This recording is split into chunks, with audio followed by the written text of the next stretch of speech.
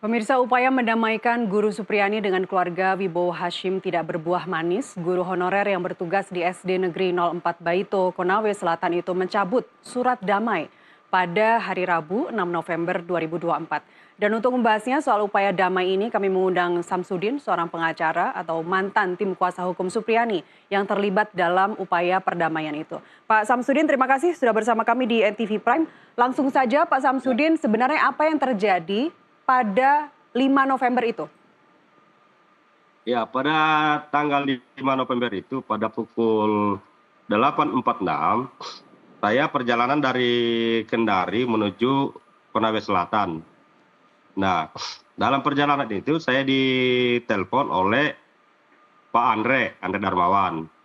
Nah, ditelepon disampaikan bahwa di Rujak Bupati itu saya lagi ditunggu oleh Pak Bupati untuk mewakili Andre dalam hal ini untuk membicarakan masalah mediasi.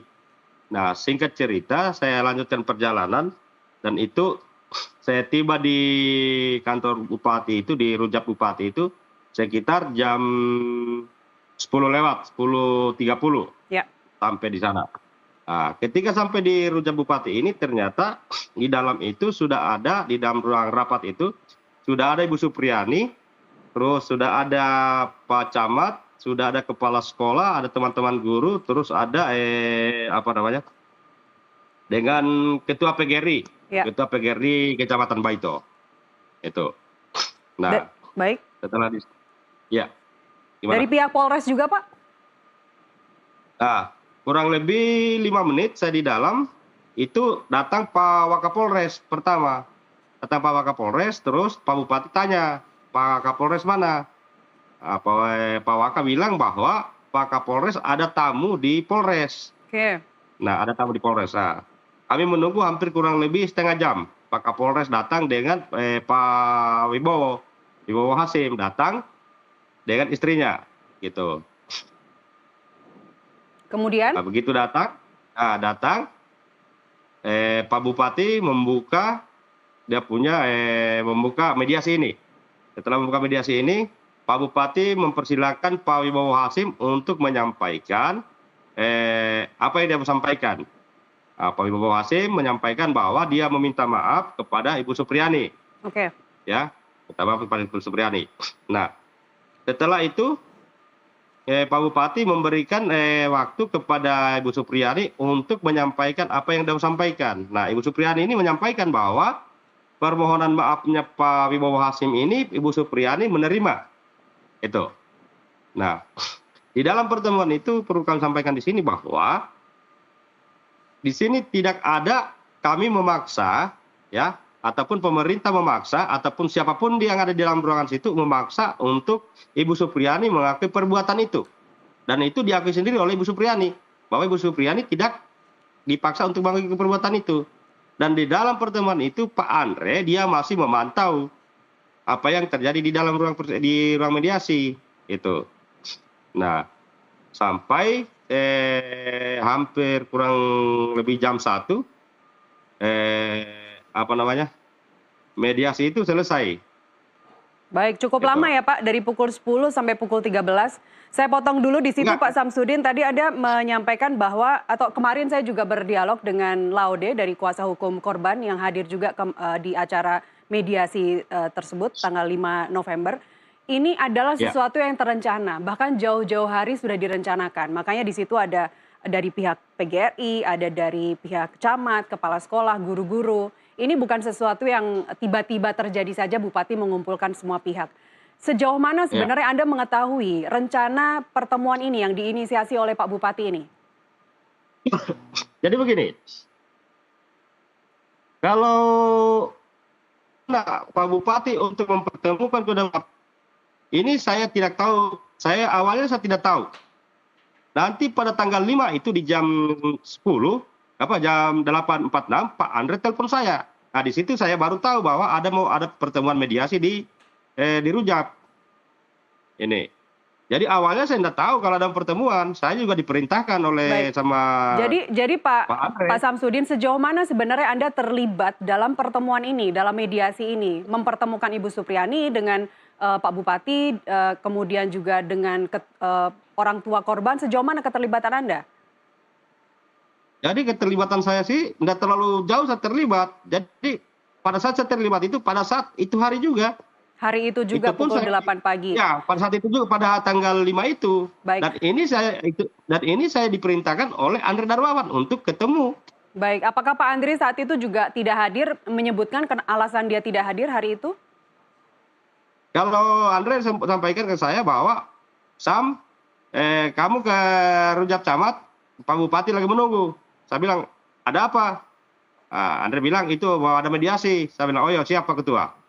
Nah, maka saya lanjutkanlah perjalanan saya untuk ke kantor Bupati, ke Rujak Bupati. Baik, terlepas dari sejauh mana keterlibatan Anda, karena kita juga tidak bisa kembali lagi ke peristiwa itu sebenarnya mana yang benar, karena ada 3 versi, dari versi Pak Andri, ada versi Pak Laude, kemudian juga ada versi dari Anda sendiri Pak Samsudin. Yang saya tanyakan adalah, Anda sebagai pengacara, kuasa hukum dari Ibu Supriani, ketika pengadilan atau persidangan sudah berjalan seperti ini, kita juga mengenal ada model baru penyelesaian perkara pidana Perma 1 nomor 2024. Bukankah penyelesaian perdamaian itu tidak bisa terjadi di tengah-tengah persidangan sudah berjalan? Bahkan sekarang agendanya sudah yang ke-4, ke-5 itu sudah pembuktian.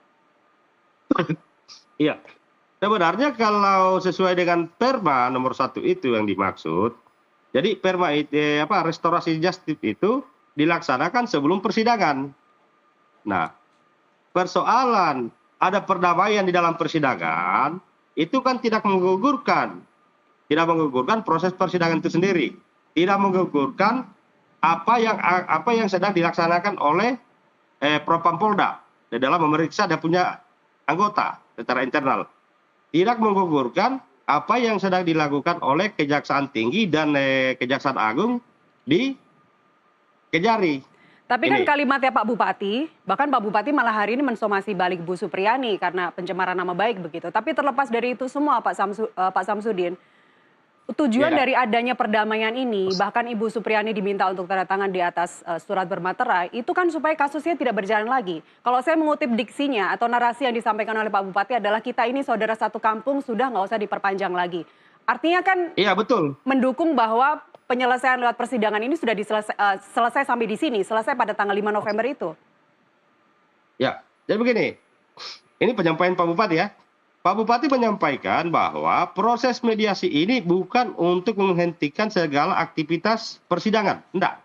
Pak Bupati tidak mempunyai hak, ini Bapak Bupati sendiri bilang ya. Baik. Pak Bupati tidak mempunyai hak untuk menghentikan persidangan, apalagi proses-proses lain. Ini. Baik. Pak Bupati bertujuan memediasi ini, pertemuan ini, untuk menjaga bagaimana Tipnasnya. Ya. Karena di Konawe Selatan ini dan di seluruh Indonesia ini menghadapi proses pemilu kada.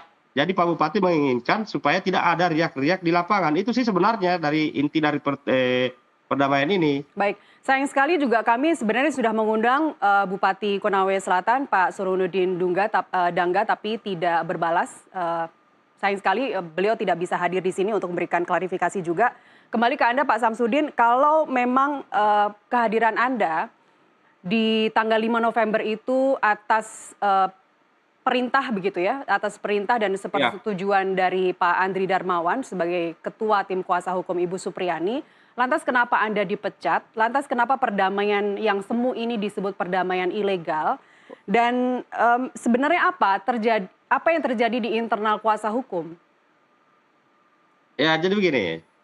Jadi setelah berjalannya waktu, habis pasca selesai kita mediasi, kita berdamai, jalankan perdamaian.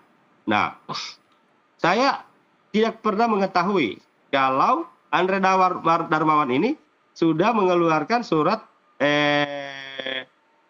pemecatan saya sebagai Ketua Lembaga Bantuan Hukum Himpunan Advokat Muda Indonesia Cabang Konawe Selatan. Ini, saya tidak mengetahui ini. Jadi apapun yang terjadi itu saya tidak mengetahui. Jadi sampai hari ini saja Andre Darmawan ini pun dia tidak pernah memberikan saya surat pemecatan sebagai Ketua LBH Konsel. saya akui dan saya sadari bahwa Andre Darmawan ini adalah ketua LBH HAMI Sulawesi Tenggara. Jadi dia yang ketuai di Sulawesi Tenggara karena dia yang sebagai pemilik LBH ini. Jadi Baik. siapa yang mau ganti di kabupaten itu adalah hak prerogatifnya dia. Nah, ini sesuatu hal juga yang menurut saya ya yang masih kurang enak sampai hari ini. Beliau ini melakukan pemecatan ataupun pergantian ketua ini melalui dunia sosial media. Dia kirimkan di WA grup apa semua, tetapi dia tidak mengirimkan secara langsung kepada saya. Ini. Baik, itu juga bagian dari hak prerogatif untuk memecat Anda sebagai Ketua Lembaga Bantuan Hukum HAMI di cabang Konawe Selatan ya, termasuk juga mengeluarkan Anda dari tim kuasa hukum untuk Ibu Supriani. Iya, kalau untuk mengeluarkan dari tim hukum Ibu Supriani, dia Anda punya hak untuk mengeluarkan. Karena kami adalah sesama pengacara. Ya, ini yang perlu dipahami. Kami sesama pengacara, dia dengan saya adalah sama-sama pengacara. Dia tidak bisa berhak untuk mengeluarkan saya. Nah, berarti hari ini 6, Anda hadir di sidang ke-6, Pak Samsudin? Saya tidak hadiri persidangan hari ini karena saya sudah mengajukan pengunduran diri sebagai tim hukum di persidangan. Jadi Anda mengundurkan diri. Anda tidak terima surat pemecatan Anda dan Anda memilih untuk mengundurkan diri dari tim kuasa hukum Ibu Supriani. Baik, kita kembali ke peristiwa tanggal 5 November, Pak Samsudin, izin. Apakah Anda membaca draft yang akan ditandatangani oleh klien Anda saat itu, Ibu Supriani? Ya, draft itu sejujurnya saya yang buat, saya yang bikin. Jadi draft itu bukan siapa-siapa yang bikin, saya sendiri yang bikin. Karena saya pikirnya bahwa Andre Darmawan ini dengan Pak Bupati kan sudah bicara. Mereka sudah berbicara, berdiskusi bahwa untuk berdamai, untuk mendamaikan mereka berdua. Nah, saya juga ya tinggal membuat isinya, tinggal membuat draft itu. Baik, sebenarnya narasi yang membuat kemudian Ibu Supriani mencabut pernyataan damai atau mencabut surat itu apa sih, Pak Samsudin? Kalau saya melihat sebenarnya gini, kalau dia mau melakukan perubahan narasi, itu pada saat saya serahkan surat itu sebelum ditandatangani, ini kan saya edar dulu. Setelah saya habis cetak, saya minta dicetakkan di Rujak, saya kasih Bu Sekda baca, selesai baca Bu Sekda, dia kasihkan humasnya Polda. Setelah dikasih humasnya Polda, saya sampaikan, sampai kasih Pak Hasim Bibowo dengan Pak Ibu Supriani supaya mereka periksa. Hasim Bibowo buka, dia sampaikan alamat saya masih kurang Pak. Terus saya ditambahkan alamatnya. Habis itu dia sampaikan lagi bahwa Pak, ini di dalam surat pernyataan ini seharusnya istri saya juga. Saya bilang tulis saja di sampingnya, coret saja sampingnya. Jadi dia kasih strap, baru tulis sama istrinya, Nur Fitriana. Habis itu saya sorongkan lagi, saya sampaikan sama Humas Polda. Coba sampaikan sama perlihatkan sama, kan saya berhadapan. Perlihatkan sama Ibu Supriani dulu. Ibu Supriani mengambil ini dan dia membacanya. Itu. Kalau memang ada yang disayangkan adalah Pak Samsudin, kenapa surat perdamaian atau apapun sebutannya yang sudah dicabut oleh Ibu Supriani ini terjadinya saat ini. Setelah sidang berjalan hari ini, sidang yang ke-6 berjalan. Kenapa tidak jauh-jauh hari? Anda tadi juga mengatakan bahwa dari sejak mediasi itu Anda juga terlibat untuk melakukan perdamaian dengan kedua belah pihak. Kenapa baru terjadi saat ini? Itu yang menjadi janggal. Ya, yang menjadi kejanggalan kan gini. Ini perkara jauh sebelum perkara ini viral. Jadi setelah beberapa kali dimediasi baik di Polsek, ini kan tidak ada titik temu. Tidak ada titik temunya apa? Karena Ibu Supriani ini disuruh mengaku. Ini tidak titik temunya. Sehingga tidak terjadi mediasi. Tidak terjadi kesepakatan. Nah, bahkan sampai Ibu Supriani saya keluarkan dari lapas perempuan, saya kasih keluar, saya bawa ke Rujak Camat Baito. Ini masih sempat Pak Kapolres dengan Pak Kajari sempat datang untuk bertemu Ibu Supriani. Tetapi pada saat itu Ibu Supriani lagi kelelahan, kecapean, sehingga mereka tidak bertemu. Ini. Nah, dengan beriring berjalannya waktu, kenapa? Ini ada lagi pertemuan untuk mediasi di pengadilan. Pak Kapolres minta untuk ketemu dengan Ibu Supriani untuk saya kasih kelonggaran lagi untuk bertemu.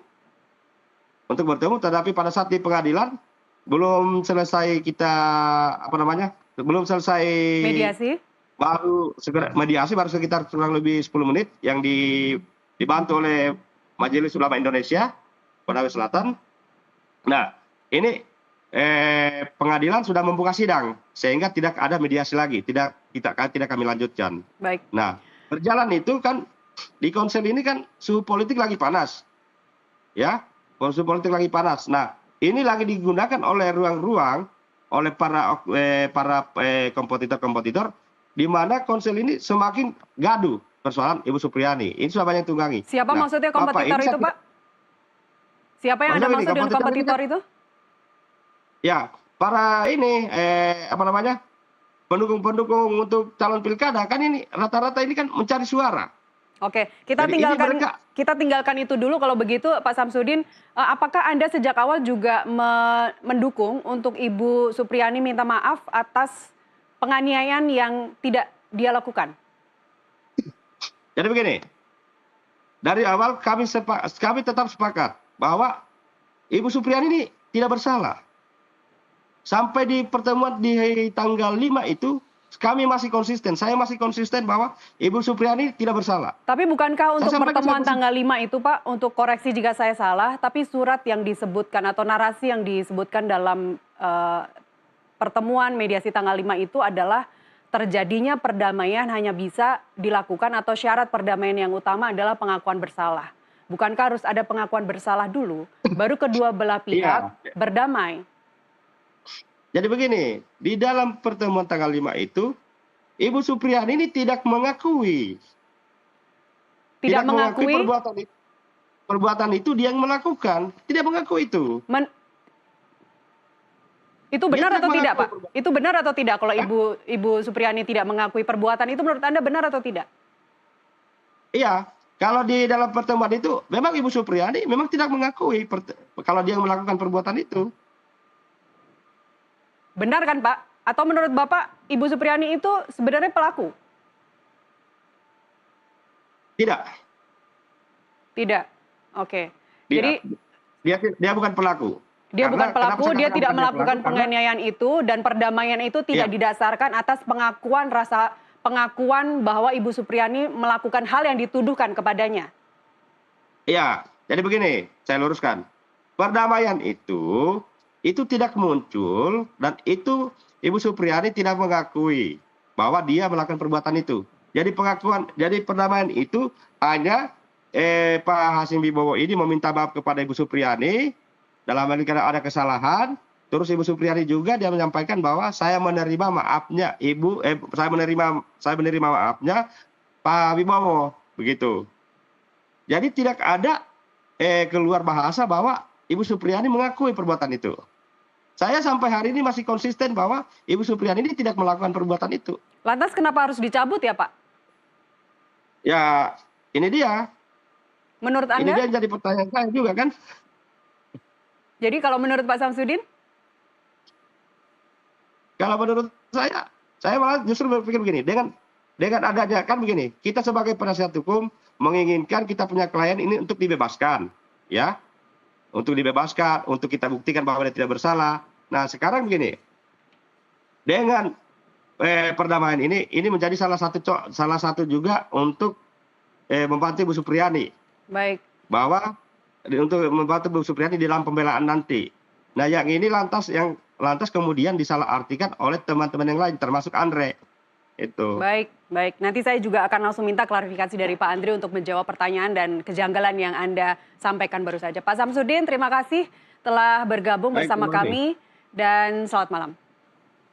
Pemirsa, kami masih akan kembali usai jeda pariwara berikut, tetaplah bersama kami.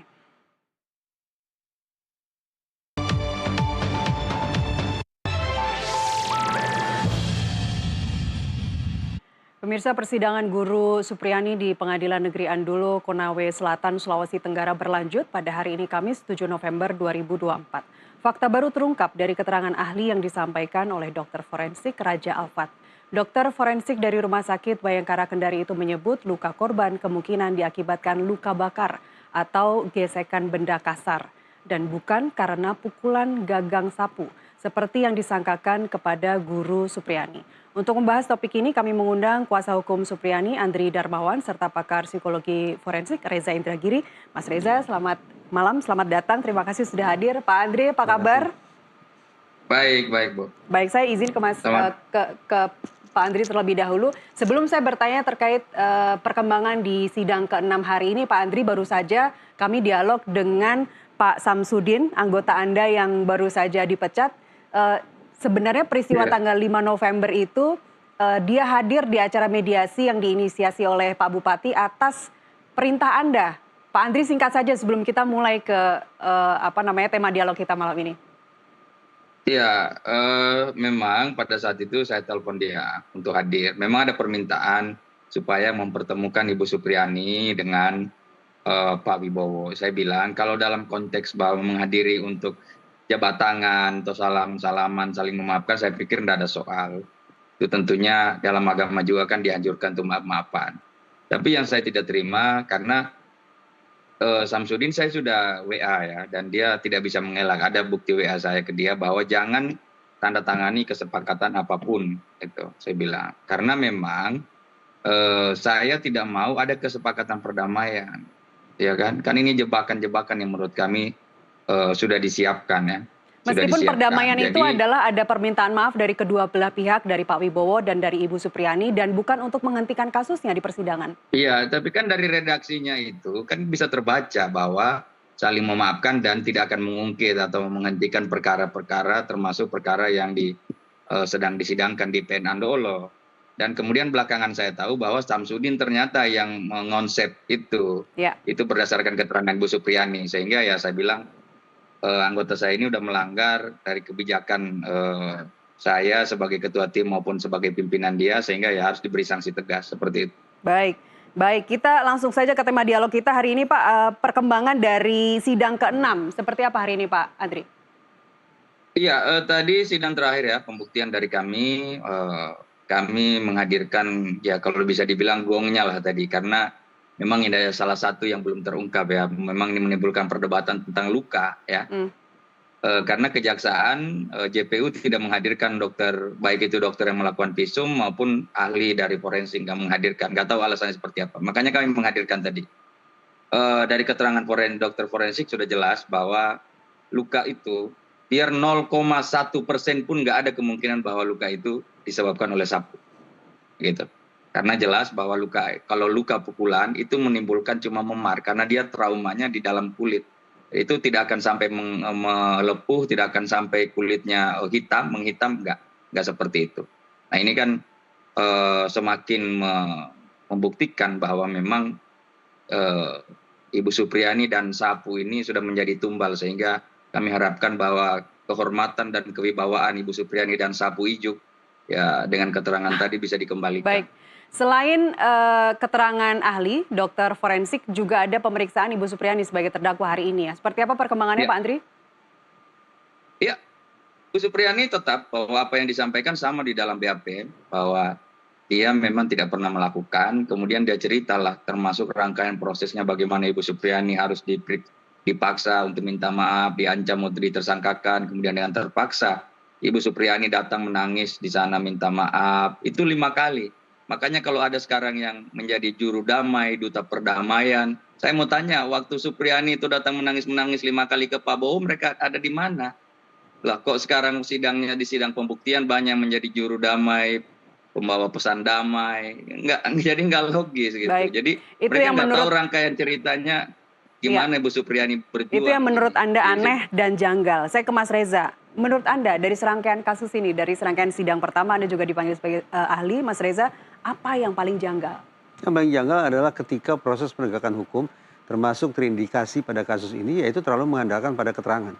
Lebih-lebih keterangan dari sejumlah saksi yang masih berusia kanak-kanak. Jadi saat itu di ruang persidangan saya diminta oleh penasihat hukum, oleh Pak Andri dan kawan-kawan untuk mencoba menakar bagaimana kualitas keterangan para saksi ini.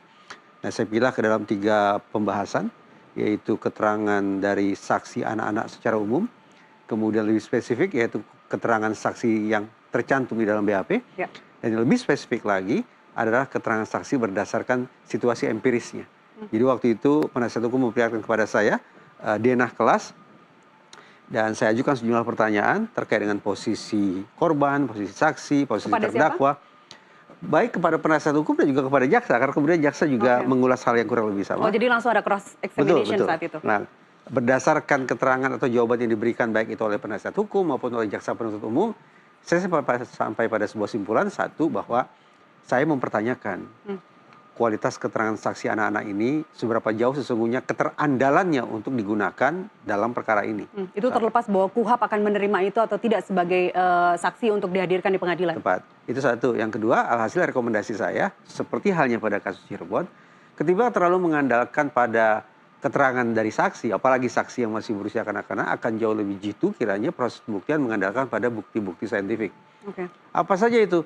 Ya, tadi misalnya dari disiplin ilmu kedokteran forensik, saya pikir itu saintifik yang mudah-mudahan akan bisa membantu proses persidangan itu jadi lebih terang benderang. Ketimbang sekali lagi semata-mata atau terlalu mengandalkan pada keterangan saksi. Kesimpulan Anda adalah kasus pidana ini terlalu dipaksakan? Mungkin itu sudah terlalu jauh ya. Saya bisa mengatakan dipaksakan atau tidak, seandainya saya diberikan kesempatan untuk mencermati semua hal. Saya tidak punya kesempatan untuk itu. Saya sebatas mencermati keterangan dari saksi anak-anak. Baik, ketika ada reproduksi keterangan dari saksi yang berbeda tadi saat cross examination ini, apakah memang karena fondasinya kurang kuat atau memang secara bukti material itu tidak ada fakta-fakta keras bahwa sebenarnya tidak pernah terjadi penganiayaan itu? Kita masuk ke pembahasan kedua, berarti bagaimana saya mencoba menakar kualitas keterangan saksi berdasarkan apa yang tercantum di dalam BAP. Saya mundur dulu satu langkah. Di dalam psikologi forensik ada sejumlah memori atau ingatan manusia. Dua diantaranya relevan untuk persidangan ini adalah episodic memory dan semantic memory. Episodic memory adalah ingatan yang mengandalkan pada pengalaman langsung seseorang tentang suatu peristiwa. Dia lihat langsung, dia dengar langsung, atau dia endus langsung.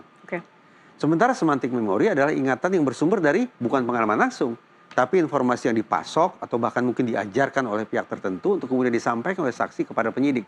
Nah, BAP dari dua orang saksi itu isinya yang diperlihatkan ke saya adalah 100% sama.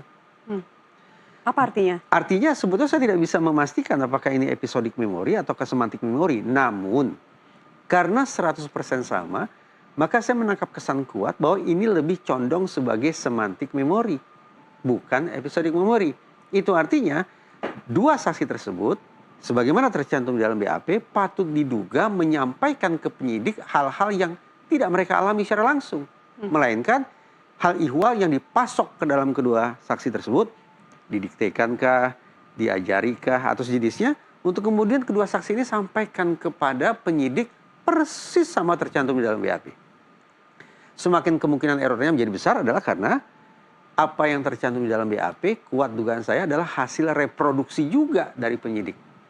Sesudah disampaikan, tidak ada verbatim, tidak ada kata per kata, kalimat per kalimat, tapi apa yang dicerna dalam proses berpikir penyidik, kemudian diterjemahkan dengan standar bahasa penyidik ke dalam bahasa tulisan.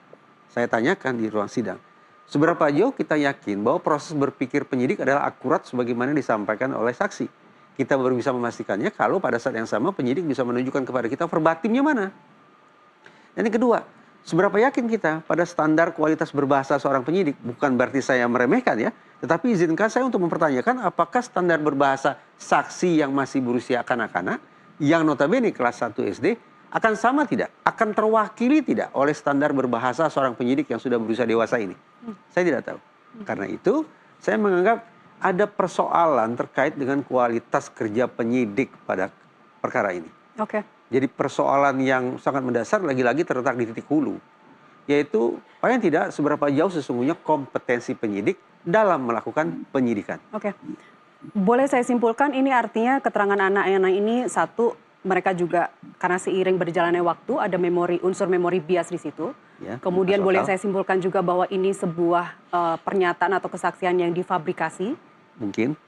Dan sebagai seorang anak pasti harus punya trust dulu kepada orang yang menitipkan kalimat-kalimat itu, narasi-narasi itu, sehingga si anak mau menerima itu dan kemudian keluar seperti apa yang diinginkan oleh si orang dewasa ini. Sedikit banyak kita masih bermain dengan asumsi sebetulnya. Akan beda cerita ketika kita masuk ke pembahasan yang ketiga. Yaitu bagaimana di ruang sidang saya mencoba menakar kualitas keterangan berdasarkan situasi empiris. Jadi sungguh-sungguh ada denah kelas, saya pertanyakan ke penasihat hukum dan juga jaksa penuntut umum, apa yang diingat oleh anak tersebut, apa yang sedang dilakukan oleh saksi tersebut, kemudian kapan mereka merasa peristiwa itu disaksikan, kemudian juga bagaimana sesungguhnya tindak tanduk terdakwa sebelum melakukan aksi sebutlah pemukulan, dan apa gerangan yang menyebabkan kedua saksi ini yang tengah melakukan aktivitas tertentu sekonyong-konyong berpaling ke arah yang disebut-sebut sebagai lokasi kejadian. Tambah lagi, di situ ada sekian banyak kursi, di situ ada sekian banyak siswa, tetapi entah kenapa yang dijadikan sebagai saksi oleh penyidik adalah siswa yang berada di posisi paling berseberangan di sana. Jadi korban ada di sini, di sebelahnya ada siswa-siswa lain, di depannya ada siswa-siswa lain. Kenapa mereka tidak dijadikan saksi?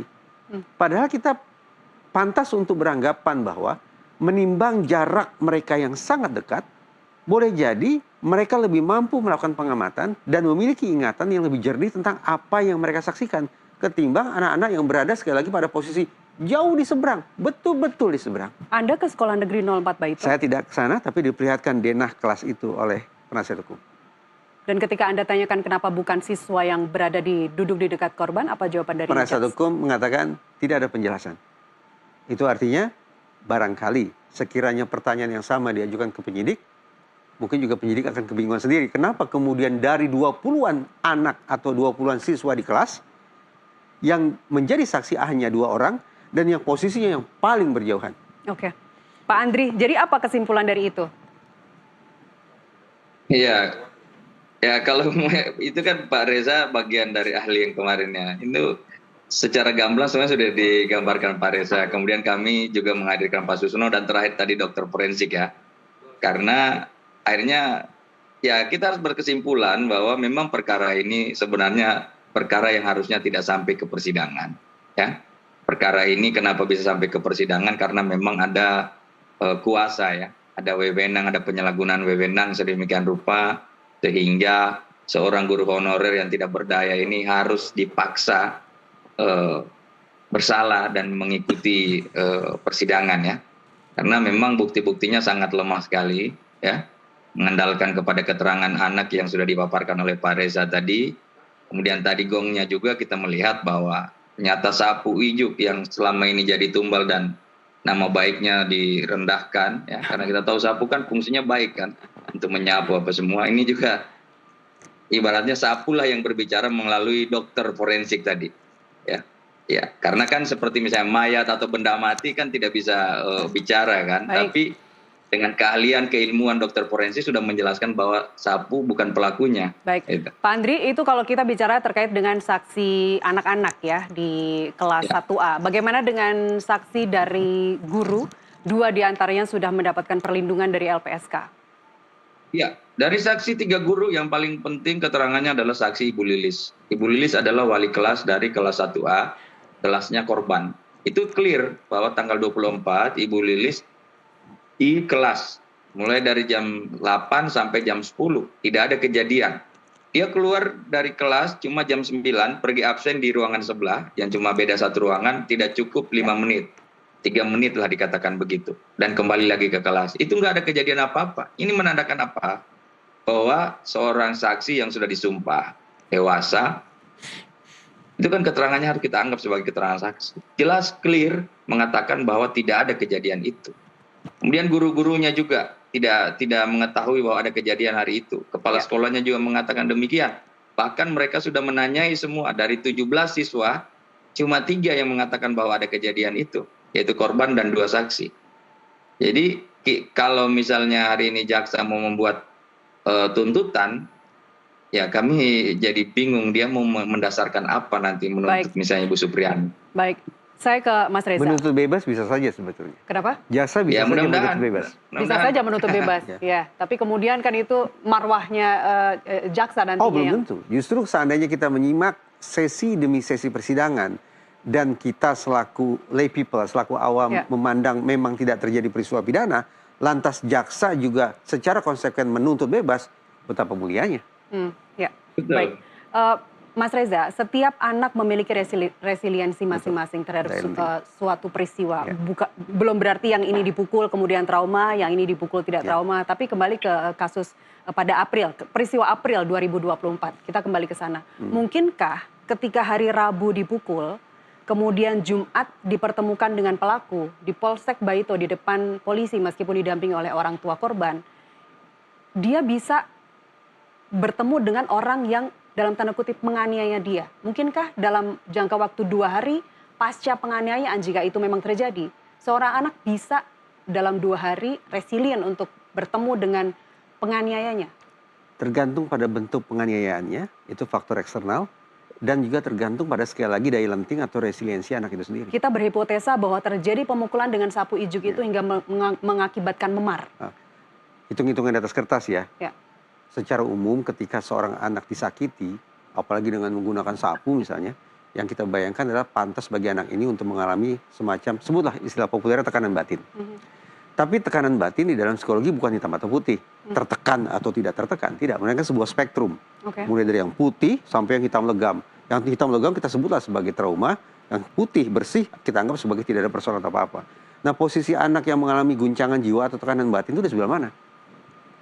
Kalau dia ternyata ada di wilayah yang katakanlah abu-abu, sedikit saja beringsut dari warna putih, maka hitung-hitungan di atas kertas bisa saja 2 hari setelah peristiwa dia tidak akan mengalami atau memperlihatkan adanya ekspresi-ekspresi takut atau ekspresi keguncangan lainnya. Seandainya kita berspekulasi bahwa dia hanya berada pada level katakanlah 2 langkah dari sisi putih.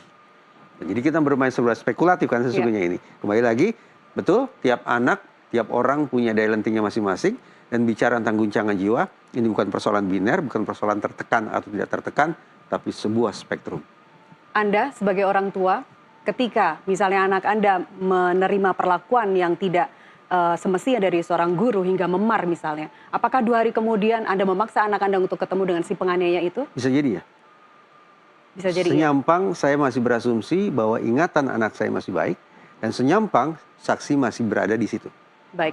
Kemudian pertanyaan saya berikutnya adalah, Ibu Supriani dan korban ini saling kenal. Begitu juga dengan guru-guru yang lain, mereka saling kenal.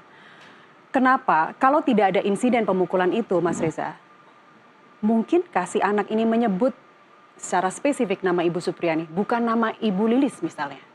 Saya tidak tahu ada proses psikologi seperti apa di situ yang muncul. Di persidangan sempat ditanyakan tentang pertanyaan berulang.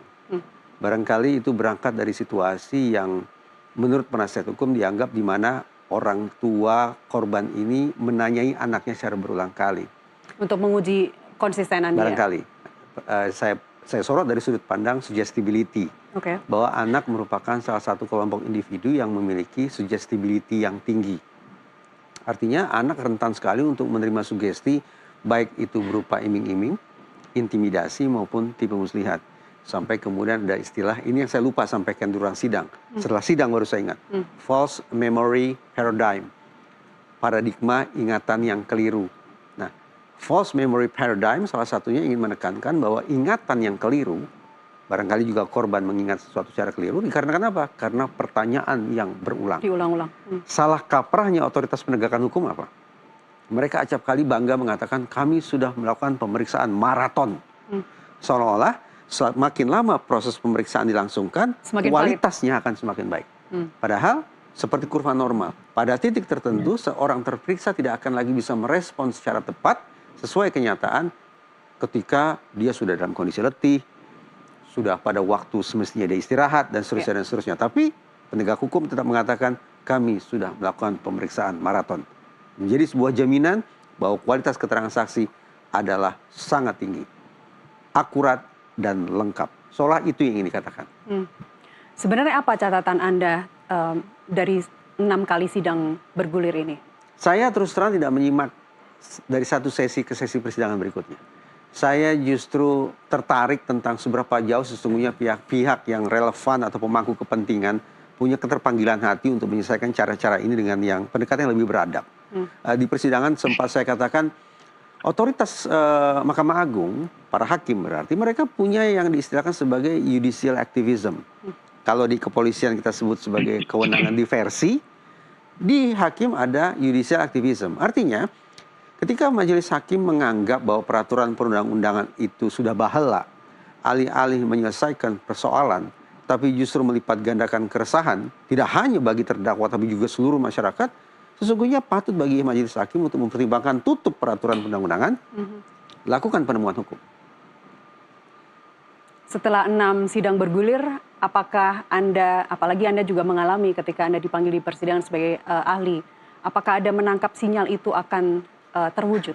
Lagi-lagi berspekulasi. Saya memandang bahwa ketiga majelis hakim ini masih sangat muda. Mudah-mudahan lebih terbuka pikiran mereka dengan khazanah hukum yang lebih progresif, dengan kontribusi ilmu-ilmu non-hukum bagi proses hukum, sehingga judicial activism menjadi sebuah kemungkinan. Ya. Mereka begitu, tadi ketika ada cross examination dengan dokter forensik, mempertanyakan mengenai kemungkinan sapu itu bisa mengakibatkan memar, bisa mengakibatkan luka terbuka, bisa mengakibatkan infeksi.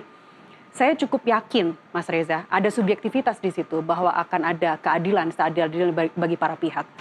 Pak Andri, sejauh mana Anda melihat bahwa potensi terjadi judicial activism akan terjadi untuk klien Anda?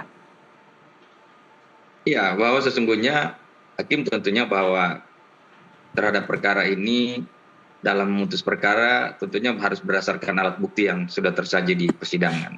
Minimal misalnya 2 alat bukti untuk menyatakan bahwa seorang tersebut memenuhi unsur untuk dinyatakan bersalah, ya. Jadi saya bicara pada konteks bagaimana putusan hakim nantinya, ya. Karena kalau melihat dari pembuktian jaksa, memang saya melihat bahwa pembuktiannya sangat minim sekali. Kemudian kami juga berusaha maksimal, ya, bahkan dengan menghadirkan 3 ahli untuk membuktikan bahwa Ibu Supriyani tidak bersalah. Sehingga kami harapkan, ya, kalau jaksa menggunakan nurani, ya, dengan melihat fakta-fakta persidangan seperti yang disampaikan Pak Reza, tentunya bukan sesuatu yang haram, ya. Dalam peraturan Jaksa Agung juga memang diatur bahwa jaksa bisa menuntut bebas kalau memang fakta-fakta di persidangan tidak bisa membuktikan dakwaan jaksa, ya. Sehingga kan kalau jaksa menuntut bebas, kami juga meminta bebas, hakim memutus bebas, berarti perkara ini selesai di tingkat pengadilan negeri, kan seperti itu. Ya, selesai. Apakah Jadi, selesai itu artinya apakah Anda tidak jadi menuntut balik pihak-pihak yang telah melakukan kriminalisasi terhadap klien Anda? ya, selesai, kami mulai babak baru lagi untuk memburu para pelaku-pelaku yang telah melakukan kriminalisasi kepada Ibu Supriyani. Siapa saja? Siapa saja, Pak Andri? Ya, yang membuat perkara ini sampai maju ke persidangan tentunya ada dari pihak kepolisian dan kejaksaan. Saya itu selalu tergelitik dengan kalimat Pak Andri itu begini. Kenapa? Kami akan memburu gitu ya. Pertanyaan saya, ini semangat luar biasa dari tim penasihat hukum untuk beralih status dari the hunted menjadi the hunter, dari yang terburu menjadi pemburu. Itu sungguh-sungguh merepresentasikan suara hati Ibu Supriyani atau lebih sebagai sebuah ambisi tim penasihat hukum sendiri, ya? Karena sekarang all eyes on them, all eyes on kuasa hukum. Silakan dijawab Pak Andri, itu niatan Anda sendiri sebagai pengacara atau sebenarnya itu bisikan atau suara hati dari Ibu Supriyani? Ya, kami terakhir tadi di mobil kami bincang-bincang lah dari hati ke hati dengan suaminya dan Ibu Supriyani. Saya tanya bagaimana sih orang ini mendorong-dorong damai, ya. Mereka dalam bahasa yang sangat sederhana mengatakan, ya memang mereka tidak tahu sebenarnya apa yang kami alami, ya. Apa yang kami alami, seperti misalnya termasuk Ibu Supriyani juga, ya, yang waktu ditahan itu mereka tidak merasakan sakitnya.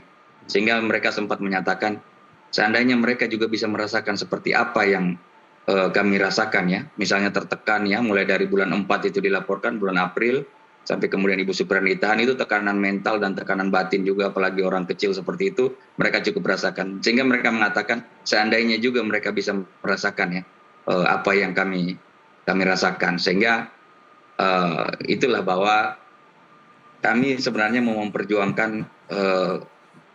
hak orang kecil, bahwa tidak semestinya harus diperlakukan begitu, dan orang-orang yang telah memperlakukan itu harus ada ganjaran, gitu, supaya ini menjadi pelajaran, ya, supaya menjadi pelajaran kita bersama bahwa perbuatan-perbuatan seperti itu tidak bisa cuma diselesaikan dengan pemaafan, harus ada pertanggungjawaban supaya tidak terulang itu.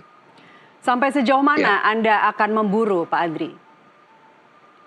Sekarang kan kami lagi memburu di etik, ya, di etik, di kejaksaan Kasipidum udah dicopot. Di etik, ya, oleh tim Propam sedang berlangsung. Di Propam sedang lagi ada pemeriksaan, ya, sedang ada pemeriksaan. Jadi proses etik kami sudah mulai, tinggal nanti Kalau putusan ini misalnya Ibu Supriyani bebas, kami coba mengejar dari sisi pidana terhadap para pihak-pihak ini. Baik, ini adalah sidang terakhir kalau saya tidak salah tadi Anda sebutkan. Sidang terakhir pembuktian ya, hari Senin kita akan ada tuntutan dari jaksa. Baik, amunisi apa yang Anda siapkan Pak Andri? Ya, amunisi kami sudah sampaikan semua tadi di pembuktian terakhir, tinggal kami menunggu dakwaan jaksa, sampai juga kami lagi mempersiapkan untuk pembelaan. Baik, Mas Reza, apakah diperlukan inisiatif-inisiatif di luar pengadilan seperti dari pihak yang berseberangan, ada upaya untuk melakukan perdamaian meskipun kita tidak tahu secara pastinya apa narasi yang disampaikan hingga harus tanda tangan dan kemudian dicabut. Tapi apakah upaya-upaya di luar pengadilan itu masih diperlukan saat ini? Pertama, ngeri ya pengacara dari Kendari yang satu ini. Penasihat hukum para terpidana Cirebon saja tidak pernah mengeluarkan tekad membabi buta gitu, menggelegar seperti ini. Tapi luar biasa, luar biasa. Tapi kembali ke pokok persoalan, apakah ini hal yang harus kita anggap lazim? Sangat lazim. Di Amerika Serikat ketika terjadi police misconduct, ya berarti perilaku tidak etis misalnya dilakukan oleh otoritas penegakan hukum, masyarakat akan bisa melakukan gugatan. Tetapi organisasi kepolisian di Amerika Serikat misalnya, mereka untuk gantian, mereka mengupayakan langkah perdamaian, langkah kekeluargaan. Oke, kami bayar ganti rugi, tapi tanpa melalui mekanisme peradilan. Nah, saya bayangkan bahwa kalau praktek yang dilakukan oleh organisasi kepolisian di Amerika Serikat itu juga dipraktekkan oleh Polri di satuan wilayah setempat, jangan-jangan gantian mereka yang akan mencari Bu Supriyani. Menawarkan bagaimana kalau kita berdamai secara kekeluargaan. Kami akan keluarkan ganti rugi sekian rupiah, tapi tidak usah masuk ke persidangan. Terbuka tidak hati Pak Andri terutama terhadap tawaran atau ajakan untuk damai kekeluargaan itu? Dari kosakata yang beliau pakai, memburu segala macam, saya agak khawatir beliau akan gantian menutup pintu terhadap segala macam bentuk upaya perdamaian yang dilakukan oleh otoritas penegakan hukum. Tapi rasanya di atas itu semua landasan terbesarnya adalah mencari keadilan. Dan sebenarnya tidak hanya keadilan ya. Kalau kita kan secara normatif menganggapnya harus ada kepastian, harus ada kemanfaatan, dan juga keadilan. Kalau saya ingin tambah satu, yaitu kemanusiaan. Nah, seberapa jauh proses penegakan hukum ini sudah mencapai itu? Sejak awal saya menganggap, saya menangkap indikasi ini adalah proses penegakan hukum yang bisa distilahkan sebagai hypercriminalization. Bentuk kriminalisasi yang overdosis. Andaikanlah Ibu Supriyani melakukan pemukulan itu, tidakkah ditemukan cara yang lebih bermartabat, yang lebih menenangkan agar persoalan bisa selesai tanpa menempuh litigasi? Baik, kita tetap akan kawal dan ikuti terus kasus ini. Mas Reza, terima kasih sudah bersama kami berbagi insight. Pak Andri, kita ketemu lagi hari Senin nanti setelah sidang. Terima kasih Pak Reza. Terima kasih Pak Andri. Bapak-bapak. NTV Prime masih akan kembali usai jeda. Tetaplah bersama kami.